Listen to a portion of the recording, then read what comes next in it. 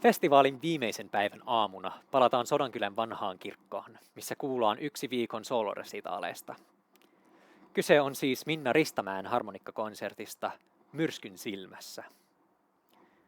Minna on sodankyläläiselle yleisölle tuttu hänen vierailusta Kuusikko soi kotikonserttisarjassa syksyllä 2019.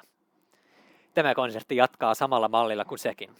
Musiikkia kautta aikoja, näyttävää ja tunnelmallista. Kun rakennettiin tätä ohjelmistoa, tavoitteena oli konsertti, missä tuntuu juuri kuin suurmyrskyn silmässä. On hetkeksi rauhallista. Hetki kerätä ajatuksia.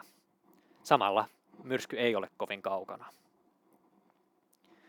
Konsertin alussa hypitään heti nykypäivästä menneisyyteen. Ensin on vuorossa tanskalaisen Martin Loosen ihana menuetto. Elävä ja laulava. Sitten hypätään melkein 300 vuotta aikaisemmin musiikin historiaan ja kuullaan Johann Sebastian Bachin Gis-molli Preludia ja Fuga, Das Wohltemperiert Klavier-sarjasta. Vaikka harmonikkaa ei varsinaisesti ollut olemassa vielä tässä vaiheessa, klavier-sana viittasi kaikkiin kosketinsoittimiin, ja tämä teos soi loistavasti tällä soittimella.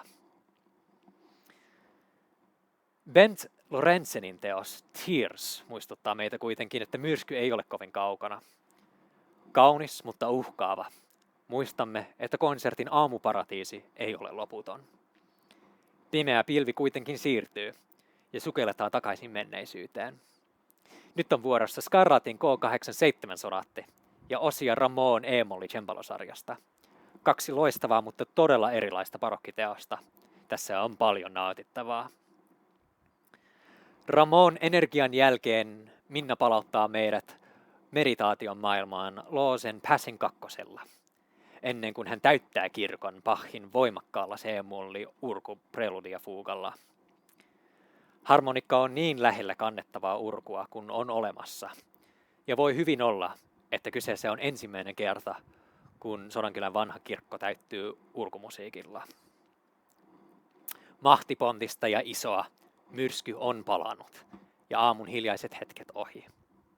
Festivaali jatkuu loppua kohti. Tämän pitäisi olla todella erikoinen resitaali. Vanha kirkko on pieni, eli varakaa paikanne pian. Nähdään kesällä.